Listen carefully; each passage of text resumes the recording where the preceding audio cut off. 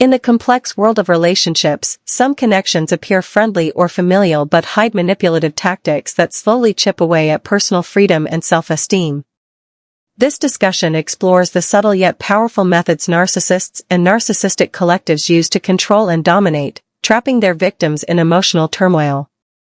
From coercive behaviors to gaslighting, these dynamics distort reality and undermine individuality under the guise of camaraderie.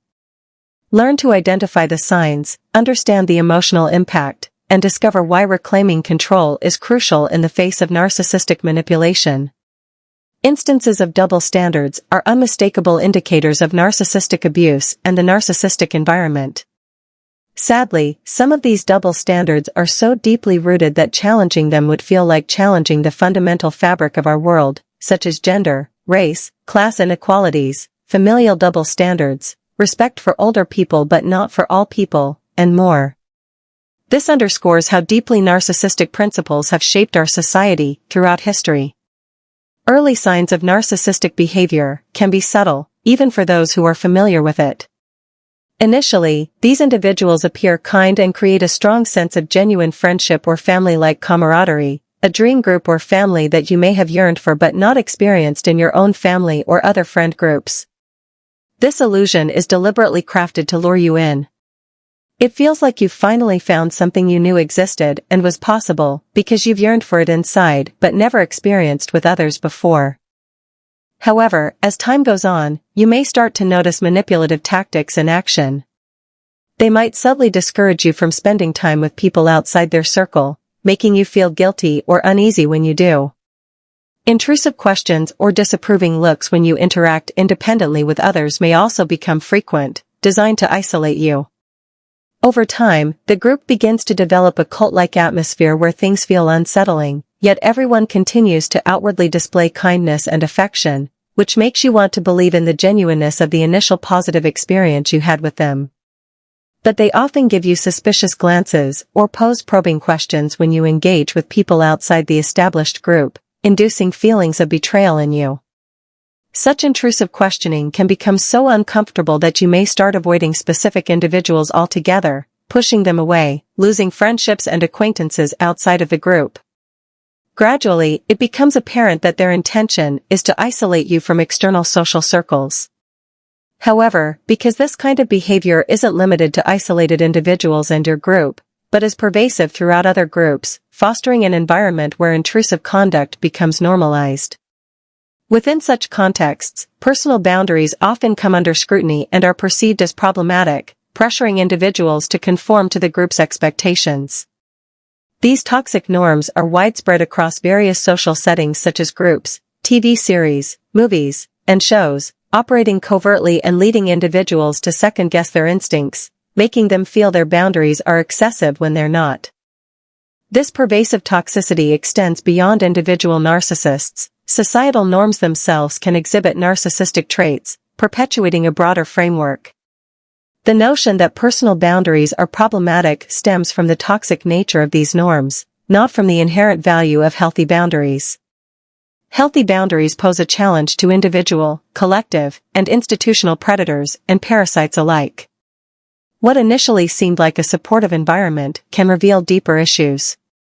They often disregard personal boundaries, and anyone who questions their behavior might be seen as causing trouble within the group, and accused of ruining the atmosphere and connection within the group. This reinforces the distorted norms that define such relationships. When the narcissist or one of their favorites buys things for the group, you're expected to contribute, even if you don't like or intend to eat or drink those items. You agree, thinking it's just part of being a good member of the group and expecting the same support when you buy something next time.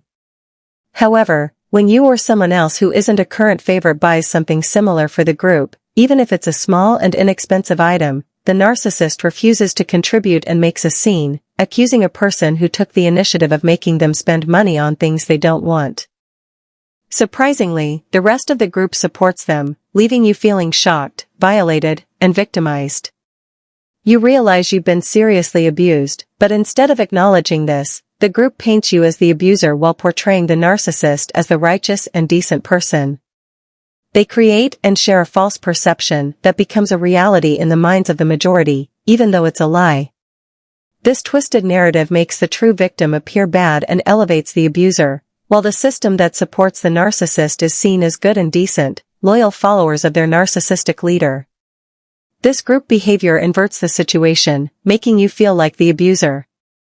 Through emotionally and psychologically violent reactions, they turn the situation around, projecting their own actions onto you.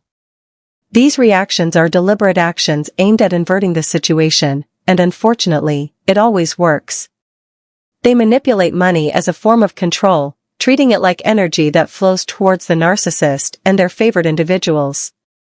Any attempt to resist this financial drain is met with harsh reactions, conditioning you to accept it without objection. Compliance in this regard earns you praise, while questioning or opposing it is discouraged. They enforce a culture where only their or their favorites' initiatives are valued, discouraging independent action from others. The favorites within the group maintain their status by aligning with the narcissist and often engage in bullying others to secure their position.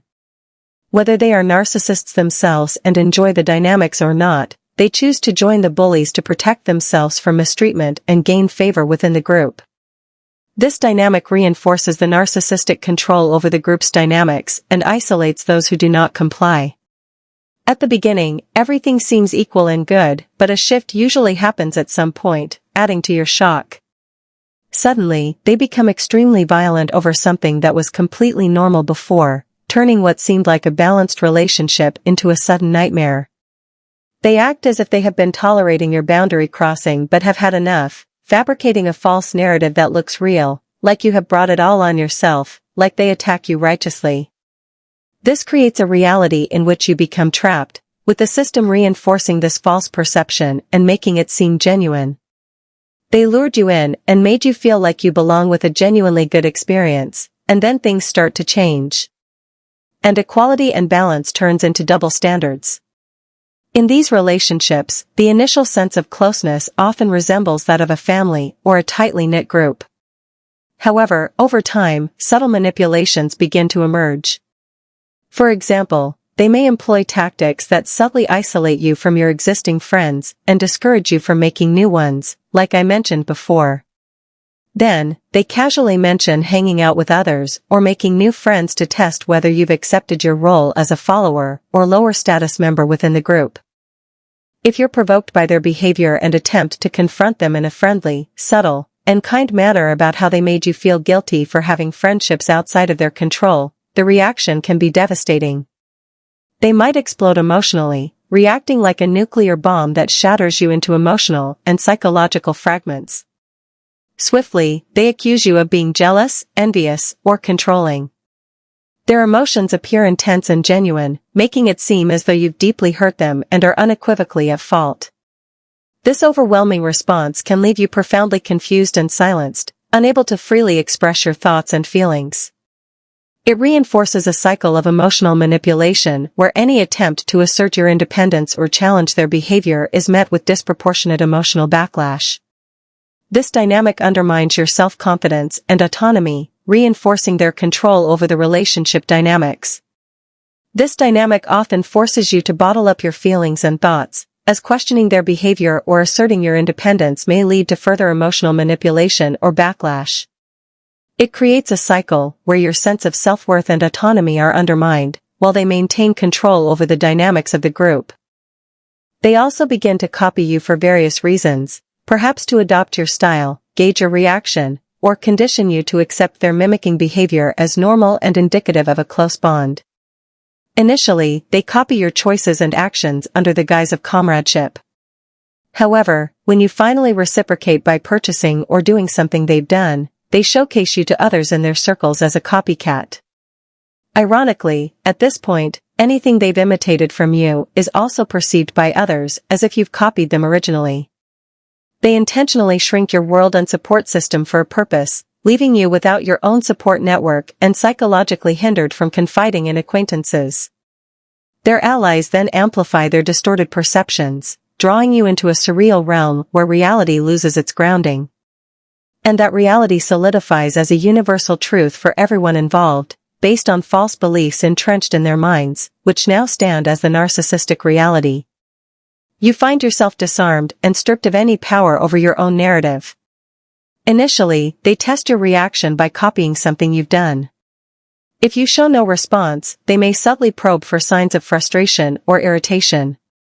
Once they sense your discomfort, they might mimic you themselves, despite previously criticizing the initial copycat.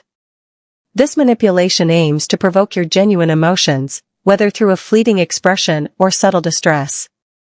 They understand this unsettles you and use this knowledge to create a psychological and emotional turmoil within you. This subtle torment can cause emotional collapse, all while they maintain plausible deniability for their role in your distress. Their goal is to provoke you until you react in a way typical of someone suffering from narcissistic abuse syndrome. Ironically, this makes you appear as the aggressor, a reversal of reality where they originally provoked you with manufactured emotion, and now you react genuinely, only to be labeled as the aggressor. They fabricate a false narrative that benefits them, while you become trapped in their distorted reality, facing consequences for their actions. They reap the rewards, and you're left to deal with the fallout, a victim of their manipulations. These individuals operate with finesse, committing emotional crimes in disguise, leaving no trace back to them. Their actions are so nuanced and seemingly trivial that discussing them could make you appear paranoid even to yourself, convincing you that you're imagining things. Yet, it's not your imagination at play. Personal information becomes another weapon in their arsenal. Initially, they coax intimate details from you under the guise of friendship, insisting it's necessary to foster closeness. They use physical gestures like hugging or non-sexual kisses, akin to those among close friends or family, to disarm you and create a facade of intimacy, trust, and strong bonds. It feels like finally finding people with whom you can be yourself and let down your walls. They exploit the universal longing for genuine connection that most people, especially those who are inherently empathetic, yearn for deep inside. They may even present themselves as someone who wants to help heal your childhood traumas, abandonment issues, or feelings of rejection.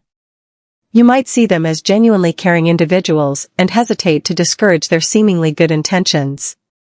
You might be so grateful to them for being so keen, loving, and selfless. It's hard to suspect that their actions are intended to soften you, making you vulnerable and defenseless against future manipulations and emotional torment that they have in store for you once the disarming is complete. Later, they exploit this information to manipulate or control you, and worse, to gossip about you covertly through their influence network. With emotional and psychological defenses eroded, you find yourself vulnerable and unable to protect yourself. Their manufactured closeness and affection pierce directly into your psyche and emotions, leaving you defenseless. They've conditioned you to believe defenses are unnecessary, leaving you exposed. Any attempt to assert boundaries or defend yourself is swiftly labeled as confrontational or negative by them. They establish themselves as authority figures, trapping you in a familial dynamic where asserting your rights to protect yourself is perceived as wrong, akin to challenging a parent or older sibling.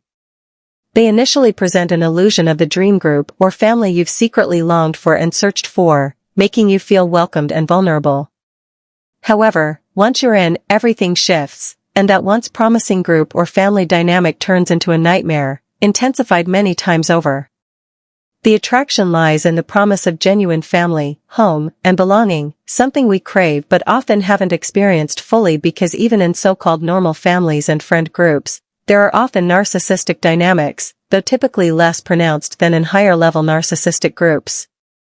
The narcissistic behavior often escalates subtly, pushing boundaries and testing limits. The entrapment is being done through very small, significantly very unimportant things, and that is the worst because it leaves you with no proof or with a proof that further makes you look like you're nitpicking or you're crazy and paranoid. Because it is designed that way. They may pressure you into behaviors you're uncomfortable with, like drinking more than you want to at parties, and then use any slip-up against you later, creating a cycle of embarrassment and shame.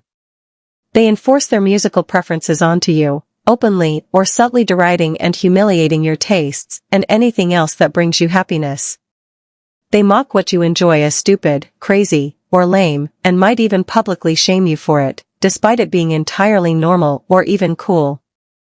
Eventually, after restricting your enjoyment of these things, they start to adopt your interests themselves, portraying them as wonderful and trendy. If you dare to subtly remind them that it was your thing first, or that they previously shamed you for it, they react by accusing you of envy, control, or even madness. They coerce you into singing or dancing in uncomfortable situations and ways, exploiting your diminished defenses to silence any objection. Fear of their explosive reactions further keeps you compliant, distorting others' perception of you into an image manufactured by them. They solidify this false image in everyone's minds, undermining your dignity and self-respect. They manipulate you into adopting their behaviors and then hold you accountable for actions that aren't truly yours. Gradually, they dismantle your true identity while imposing their own. It is a conquest. They might coerce you into eating foods or drinking beverages that you normally wouldn't, using emotional manipulation to override your preferences and personal boundaries. This could involve making you feel guilty for not joining in or sharing their food, portraying it as a gesture of inclusion or group unity. However, their actions are selective. While they expect you to sacrifice your likes and choices, they don't reciprocate when the situation is reversed. They can react with extreme emotional outbursts or cruelty if you refuse their offerings or assert your own preferences. Over time, this pressure can lead you to compromise your own sense of hunger, cravings, and dietary preferences, ultimately eroding your ability to recognize and honor what your body truly needs. This subtle coercion can extend beyond food choices to include sabotaging your exercise routines or fitness goals. They may criticize your focus on physical health as vanity or self-centeredness, suggesting you should prioritize group activities or helping others instead. By undermining your commitment to self-care and health, they weaken the connection between your mind and body that keeps you balanced and healthy. This deliberate manipulation aims to destabilize your physical well-being and mental clarity, making it harder for you to maintain a healthy lifestyle and ultimately gaining control over you through these subtle means. Leaving such relationships becomes daunting because they've created an environment where questioning or leaving feels like betraying a close-knit group or family. They subtly threaten with the consequences of leaving, using gossip or insinuations to keep you in line, stories about others who left and were subsequently disliked, judged, and bullied behind their backs. These narratives serve as a clear message, akin to how the mafia sends warnings by leaving tortured victims in public view. Narcissists employ similar tactics, albeit more subtle, leveraging psychological and emotional manipulation to instill fear. Despite the perceived safety of the environment, questioning these dynamics can make you feel paranoid or foolish, yet the parallels with organized crime tactics remain stark. The narcissistic system remains hidden to those who haven't been ensnared, presenting a facade of safety and humanity to those who are free, while silently enforcing compliance and fear on those that got caught. These dynamics often feel like a sect or cult, where conformity and allegiance to the narcissist are demanded at the expense of your own well-being. Recognizing these patterns early is crucial to protecting yourself and maintaining healthy relationships. In these situations, standing up for yourself or establishing boundaries proves impossible. Leaving becomes the only viable option, necessitating a clean break from everything you've built and the people you've known. It's not easy to leave, because there are consequences. The narcissistic matrix will not let you go easily. However, staying will only deplete your energy and resources over time and trap you further, making eventual departure even more daunting. Despite the sense of value they instill within the group they control, they systematically devalue any outside connections, creating a perceived loss too great to bear. This emotional manipulation prolongs your stay, reinforcing the trap. Leave as soon as you see the subtle signs. Trust yourself.